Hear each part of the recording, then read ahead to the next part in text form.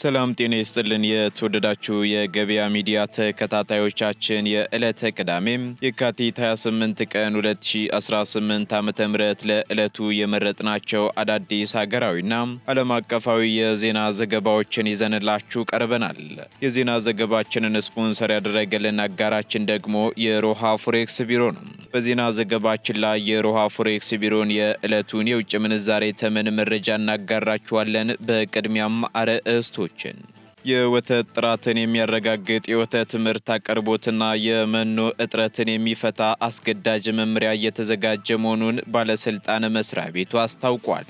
በዚህ አዲስና አስገዳጅ መመሪያም የተካተቱ ጉዳዮች ተነስተዋል። በዝርዝር እናጋራችኋለን። ሩሲያ በመካከለኛው ምስራቅ የሚገኙ የአሜሪካ የጦር ሰፈሮችንና የባህር ኃይል እንቅስቃሴዎችን የሚከታተል የደህንነት መረጃ ለኢራን እያቀበለች መሆኑ ተሰምቷል። ሞስኮ ለቴህራን የምታጋራው ይህ መረጃም ኢራንና ተላላኪዎቿ የአሜሪካን ወታደራዊ ኢላማዎች በድሮንና በሚሳኤል በታለመ ሁኔታ እንዲመቱ ነው ተብሏል። በዝርዝር የምናጋራችሁ መረጃችን ነው። በዓለም ላይ ግዙፍ የምትባለው የአሜሪካ የጥቃት አውሮፕላኖች ተሸካሚ መርከብ ዩኤስኤስ ጄራልድ ፎርድ ዩኤስኤስ ቤን ብሪጅ ከተሰኘችው የሚሳኤል አጥፊ የጦር መርከብ ጋር በመሆን የስዊዝ ካናልን አቋርጣ ቀይ ባህር መግባቷ ተነግሯል። በሌላ በኩል አሜሪካ በኢራን ላይ የምታደርሰውን ጥቃት ለማጠናከር እጅግ ገዳይ የተባለውን ቦምብ ጣይ አውሮፕላን ብሪታንያ ማስገባቷም ተሰምቷል። በዝርዝር የምናጋራችሁ ይሆናል። ኢራን በዮርዳኖስ በሚገኘው የአሜሪካ ጦር ሰፈር ላይ በፈጸመችው ጥቃት $300 ሚሊዮን የሚያወጣውንና ለሚሳኤል መከላከያ ስርዓት እጅግ አስፈላጊ ነው የተባለለትን የራዳር መሳሪያ ማውደሟ ተረጋግጧል። በሌላ በኩል እየተባባሰ የመጣውን የጦርነት ውጥረት ተከትሎ በኢራን ውስጥ የሚኖሩ የ66 ሀገራት ዜጎች የአዘርባይጃንን ድንበር በመጠቀም ከሀገሪቱ እየኮበለሉ መሆኑ ተሰምቷል። የምትሰሙት መረጃችን ነው። የተወደዳችሁ የገበያ ሚዲያ ተከታታዮቻችን እነዚህንና ለዕለቱ የመረጥናቸው መረጃዎቻችንን ይዘንላችኋል። አሁን ደግሞ በዝርዝር ወደምንመለከታቸው መረጃዎቻችን እናልፋለን። በመሃል ፒያሳ በአራዳ ፓርክና በፍሬንድሺፕ ፓርክ መሃል የሚገኘው ሳይታችንን ሽጠን እየጨረስን መሆኑን ያውቃሉ? ባሉን ጥቂት ቤቶች 30% ቅናሽ አድርገን ለ20 ቤቶች ብቻ ከ3.6 ሚሊዮን ብር ሙሉ ክፍያ እንዲሁም ከ772,000 ብር ቅድመ ክፍያ ጀምሮ እየሸጥን እንገኛለን። ሳይቶቻችን የሚገኙት በተመራጭ ቦታዎች በመሆኑ ድጋሚ የማያገኙትን እድል ፈጥነው ይደውሉና በእጆ ያስገቡ። ለበለጠ መረጃ በ0910963904 ወይም በ0994747686 ይደውሉ። ሜሪት ፕሮፐርቲስ የወተት ምርትን የሚያረጋግጥና አምራቾች ሕጋዊ ፈቃድ እንዲኖራቸው የሚያስገድድ መመሪያ እየተዘጋጀ መሆኑ ተገለጸ። የእንስሳትን ደህንነት ለመጠበቅና ጥራት ያለው የወተት ምርት አቅርቦትን ለማረጋገጥ የሚያስችል አስገዳጅ መመሪያ እየተዘጋጀ እንደሆነ የኢትዮጵያ ግብርና ባለስልጣን አስታውቋል። በአዲሱ አሰራር መሰረትም በኢትዮጵያ የሚገኙ ወተት አምራቾች በሙሉ ሕጋዊ እውቅና እንዲኖራቸው የሚደረግ ሲሆን ማንኛውንም የእንስሳት ምርት ማምረት የሚችለው ፍቃድ ሲኖረው ብቻ ነውም ተብሏል። አስገዳጅ መመሪያው ቀደም ብሎ የጸደቀውን የእንስሳት ጤናና ደህንነት አጠባበቅ አዋጅ ቁጥር 1376/2017 ለማስፈጸምም የሚረዳ መሆኑን የኢትዮጵያ ግብርና ባለስልጣን የማርና ወተት ምርት ቁጥጥር ዴስክ ኃላፊው ዶክተር ሳምሶን ገብረ ሚካኤል ተናግረዋል። እስካሁንም በሕግ የተደገፈ ወጥ አሰራር አለመኖሩ በስራቸው ላይ እንቅፋት ፈጥሮ እንደነበር ያነሱት ኃላፊው አዲሱ መመሪያ ግን ወደ ተግባር ሲገባ ጥራት የሌለው የወተት ምርት አቅርቦትንና የእንስሳት መኖ ችግሮችን ይፈታል ተብሎ እንደሚጠበቅም ተናግረዋል። በተጨማሪም ጥራት ያለው የምርት አቅርቦት እንዲኖር ለማስቻልና መመሪያውን በማያከብሩ አካላት ላይ ደግሞ እርምጃ ለመውሰድ ዝግጅት መደረጉን የገለጹት ኃላፊው ይህ አስገዳጅ መመሪያ በቅርቡ ይፋ ሆኖ ወደ ስራ እንደሚገባም ይጠበቃል ሲሉ ጠቁመዋል።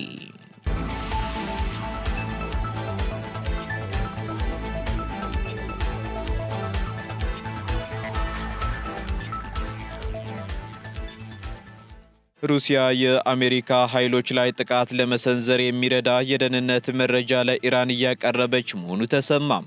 ሩሲያ በመካከለኛው ምስራቅ የሚገኙ የአሜሪካ የጦር ሰፈሮችንና የባህር ኃይል እንቅስቃሴዎችን የሚከታተል የደህንነት መረጃ ኢንተለጀንስ ለኢራን እያቀረበች መሆኑን ዋሽንግተን ፖስት የዜና ተቋም አስነብቧል። እንደ ዘገባው ከሆነ ሞስኮ ለቴህራን የምታጋራው ይህ መረጃ ኢራንና ተላላኪዎቿ የአሜሪካን ወታደራዊ ኢላማዎች በድሮንና በሚሳኤል በታለመ ሁኔታ እንዲመቱ ለማስቻል ያለመ ነውም ተብሏል። በተለይም በክልሉ የሚንቀሳቀሱ የአሜሪካ የጦር መርከቦችና የአየር ኃይል ስምሪቶችን የሚያመላክቱ የሳተላይትና የክትትል መረጃዎች ለኢራን ወታደራዊ አመራሮች እየደረሱ መሆኑም ተመላክቷል። በሌላ በኩል የወታደራዊ ደህንነት ባለሙያዎች እንደሚሉት ከሆነ ደግሞ ይህ የሩሲያ እርምጃ በዩክሬን ጦርነት ወቅት ዋሽንግተን ለኪየቭ የምታደርገውን ከፍተኛ ወታደራዊ ድጋፍ ለመበቀልና አሜሪካ በመካከለኛው ምስራቅ ተጨማሪ ጫና እንዲያርፍባት ለማድረግ የታለመ ስትራቴጂካዊ ስልት መሆኑን ገልጸዋል። ዋይት ሀውስ በጉዳዩ ላይ በሰጠው ምላሽ ሪፖርቱን በቀጥታ ባያረጋግጥም በሩሲያና በኢራን መካከል ያለው ወታደራዊ ትብብር አሳሳቢ ደረጃ ላይ መድረሱን ገልጿል። ይሁን እንጂ የአሜሪካ መከላከያ ሚኒስቴር የኢራን ወታደራዊ አቅምና የሚሳኤል መጋዘኖች በአሁኑ ወቅት በሚሰነዘሩ ጥቃቶች እየተዳከሙ መሆኑን በተደጋጋሚ አስታውቋል።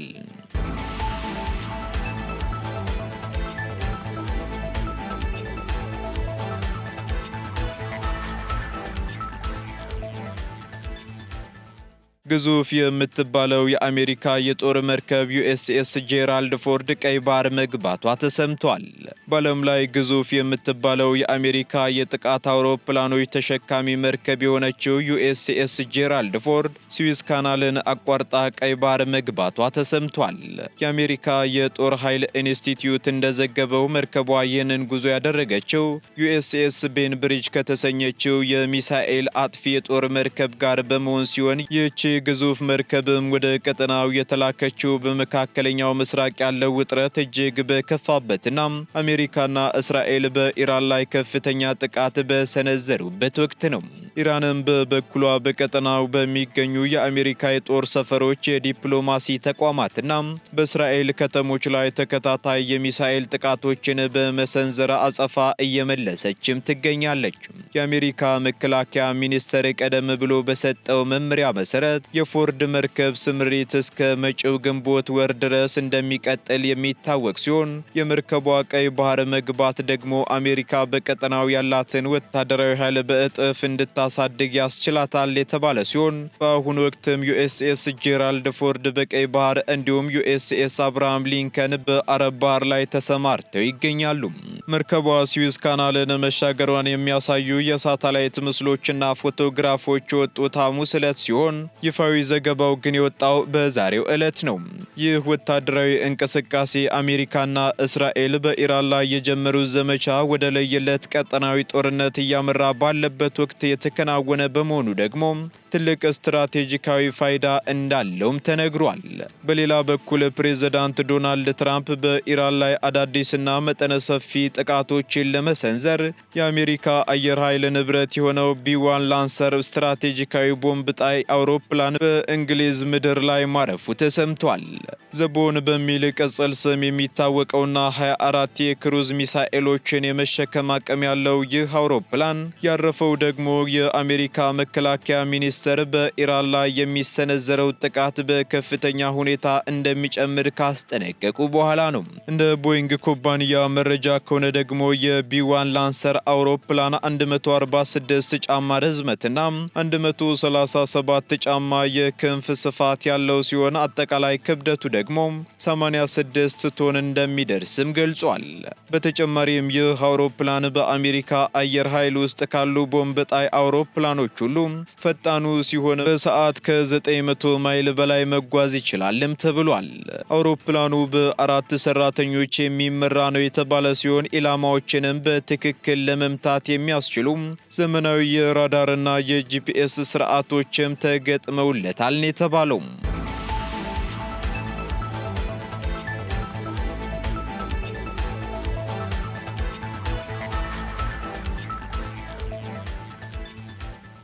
ኢራን በዮርዳኖስ የሚገኘውን ቁልፍ የአሜሪካ ሚሳኤል መከላከያ ራዳር ማውደሟ ተሰማ። በመካከለኛው ምስራቅ እየተካሄደ ባለው ጦርነት ኢራን በዮርዳኖስ በሚገኘው የአሜሪካ ጦር ሰፈር ላይ በፈጸመችው ከባድ ጥቃት $300 ሚሊዮን የሚያወጣውንና ለሚሳኤል መከላከያ ስርዓት እጅግ አስፈላጊ ነው የተባለውን የራዳር መሳሪያ ማውደሟ ተረጋግጧል። ሲኤንኤን እና ብሉምበርግ የአሜሪካ ባለስልጣናትንና የሳተላይት ምስሎችን ዋቢ በማድረግ እንደዘገቡት ጥቃቱ ያረፈው በዮርዳኖስ ሙዋፋቅ ሳልቲ የአየር ኃይል ማረፊያ በሚገኘው ራዳር ላይ ሲሆን ራዳሩ የሚሳኤል መከላከያ ስርዓት አይን ተደርጎ የሚቆጠር ብሎም የሚመጡ የባላስቲክ ሚሳኤሎችንና ድሮኖችንም የመለየት ኃላፊነት ያለበት መሳሪያ ነው ተብሏል። በሳተላይት ምስሎቹም በራዳሩና ደጋፊ መሳሪያዎቹ ላይ ከፍተኛ ጉዳት መድረሱን ያሰፈረው ዘገባው ምንም እንኳ የካቲት 28 እና መጋቢት 3 በዮርዳኖስ ላይ የተሰነዘሩ የኢራን ጥቃት መክሸፋቸው ቢነገርም ይህ የራዳር መሳሪያ መውደም ግን ኢራን እስካሁን ካስመዘገበቻቸው ትላልቅ ወታደራዊ ስኬቶች አንዱና ዋነኛው እንደሆነም ተገልጿል። ባለሙያዎች በበኩላቸው የዚህ ራዳር ከጥቅም ውጪ መሆን በቀጠናው ያለውን የአሜሪካ የሚሳኤል መከላከያ አቅም በእጅጉ ያዳክመዋል ያሉም ሲሆን የታድ ስርዓት ከከባቢ አየር በላይ የሚመጡ አደገኛ ሚሳኤሎችን የመምታት አቅም እንዳለውና አሁን ደግሞ ራዳሩ በመውደሙ ኃላፊነቱ አቅርቦታቸው አነስተኛ በሆኑት የፓትሪዮት ሚሳኤል ላይ እንዲወድቅ ማስገደዱንም ገልጸዋል። በተጨማሪም እነዚህ ራዳሮች እጅግ ውድና በቀላሉ የማይተኩ ስትራቴጂካዊ ሀብቶች ናቸው የተባሉም ሲሆን የእነርሱም መውደም ደግሞ ትልቅ ድብደባ ነው እየተባለም ይገኛል። በአሁኑ ወቅትም አሜሪካ በመላው ዓለም ያሏት 8 የታድ ስርዓቶች ብቻ ሲሆኑ እያንዳንዱ ስርዓት ወደ $1 ቢሊዮን ገደማ ወጪ እንደሚጠይቁም ይታወቃል።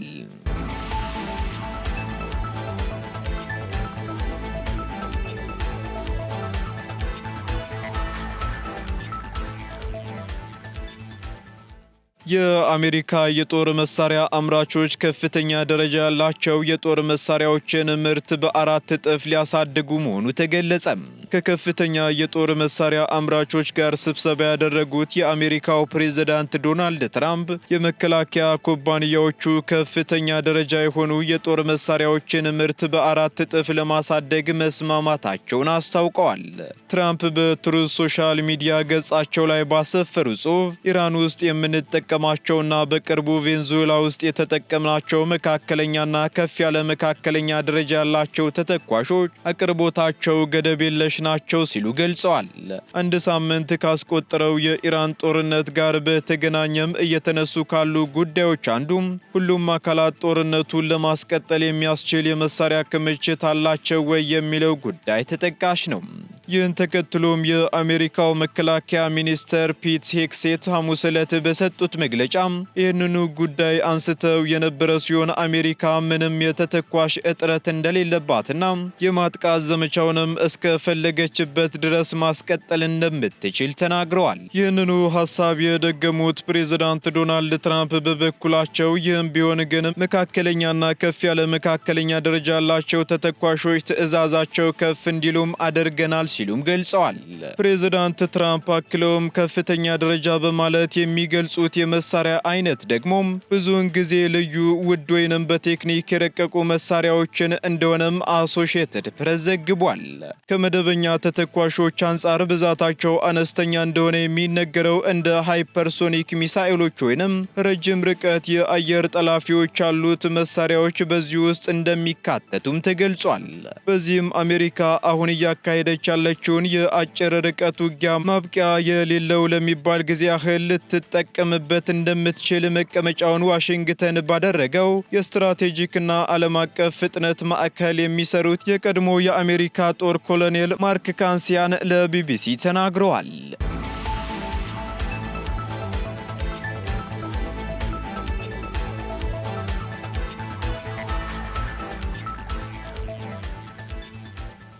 በመካከለኛው ምስራቅ እየተፋፋመ የመጣውን ወታደራዊ ጥቃት ተከትሎ ከ66 በላይ ሀገራት ዜጎች በአዘርባይጃን በኩል ኢራንን ለቀው እየወጡ መሆኑ ተገለጸ። በመካከለኛው ምስራቅ እየተባባሰ የመጣውን ወታደራዊ ውጥረት ተከትሎ በኢራን ውስጥ የሚኖሩ የ66 ሀገራት ዜጎች የአዘርባይጃንን ድንበር በመጠቀም ከሀገሪቱ እየኮበለሉ መሆኑ ተሰምቷል። የአዘርባይጃን መንግስት ዛሬ ባወጣው መግለጫም ባለፉት ጥቂት ቀናት ውስጥ ብቻ ከ1300 በላይ ሰዎች የኢራንን ድንበር አቋርጠው አዘርባይጃን መግባታቸውን አስታውቋል። ከነዚህም መካከል ደግሞ ከ900 በላይ የሚሆኑት የ37 የተለያዩ ሀገራት ዜጎች ሲሆኑ ቀሪዎቹ ደግሞ የአዘርባይጃን ተወላጆች መሆናቸውንም አስታውቋል። በተጨማሪም ከኢራን እየወጡ ካሉ የውጭ ሀገር ዜጎች መካከል የቻይና፣ የሩሲያ፣ የፓኪስታንና የኦማን ተወላጆች በብዛት እንደሚገኙበትም የድንበር ጥበቃ መረጃዎች ያመላክታሉ። በሌላ በኩል የአዘርባይጃን የውጭ ጉዳይ ሚኒስትር እስካሁን ከ50 በላይ ሀገራት ዜጎቻቸውን በሰላም ለማስወጣት የሚያስችል የዲፕሎማሲያዊ ድጋፍ ጥያቄ እንደሚያቀርቡም አረጋግጧል። ይህ መጠነ ሰፊ የዜጎች ስደት የተከሰተው ደግሞ አሜሪካና እስራኤል በኢራን ወታደራዊና ስልታዊ ተቋማት ላይ የከፈቱትን የአየር ጥቃት ተከትሎ የሀገሪቱ የደህንነት ሁኔታ አስተማማኝ ባለመሆኑ ነው ተብሏል። በምላሹም ኢራን የአየር ክልሏን የዘጋ ሲሆን በጎረቤት ሀገራት በሚገኙ የአሜሪካ የጦር ሰፈሮች ላይ የድሮን ጥቃቶችን በመሰንዘር ላይ ትገኛለች። በተያያዘ ዜናም የአዘርባይጃን መንግስት በኢራን የሚገኘውን ኤምባሲውንና የቆንጽላ ጽሕፈት ቤቶቹን ሙሉ በሙሉ በመዝጋት ዲፕሎማቶቹንም ወደ ሀገራቸው መመለሱ ይታወቃል። አዘርባይጃን ድንበሯን ለተፈናቃዮች ክፍት ማድረጓን የቀጠለች ሲሆን ለሚመጡት ዜጎችም የምግብ፣ የሕክምናና የትራንስፖርት አገልግሎቶችን እያቀረበች መሆኑን ገልጻለችም።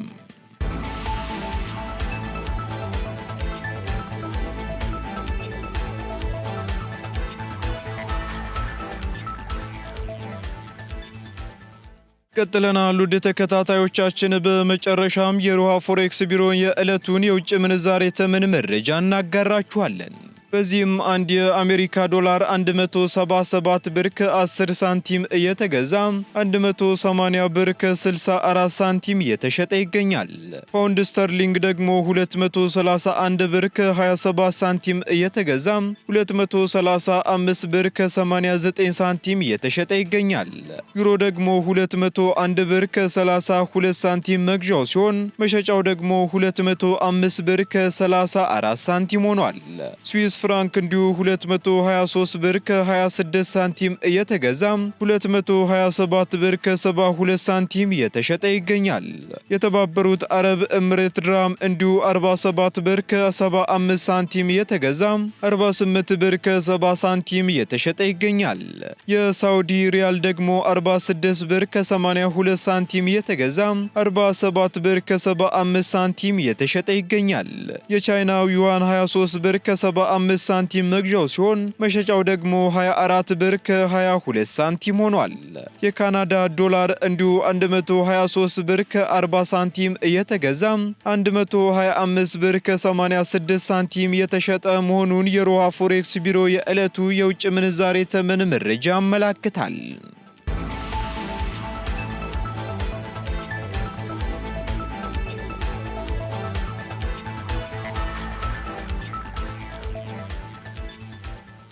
የተወደዳችሁ የገበያ ሚዲያ ተከታታዮቻችን ለዕለቱ ያዝንላችሁ መረጃዎቻችን እነዚህን ይመስሉ ነበር።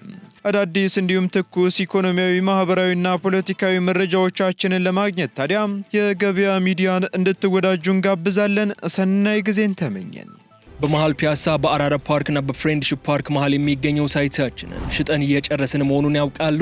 ባሉን ጥቂት ቤቶች 30 በመቶ ቅናሽ አድርገን ለ20 ቤቶች ብቻ ከ3.6 ሚሊዮን ብር ሙሉ ክፍያ እንዲሁም ከ772,000 ብር ቅድመ ክፍያ ጀምሮ እየሸጥን እንገኛለን። ሳይቶቻችን የሚገኙት በተመራጭ ቦታዎች በመሆኑ ድጋሚ የማያገኙትን እድል ፈጥነው ይደውሉና በእጆ ያስገቡ።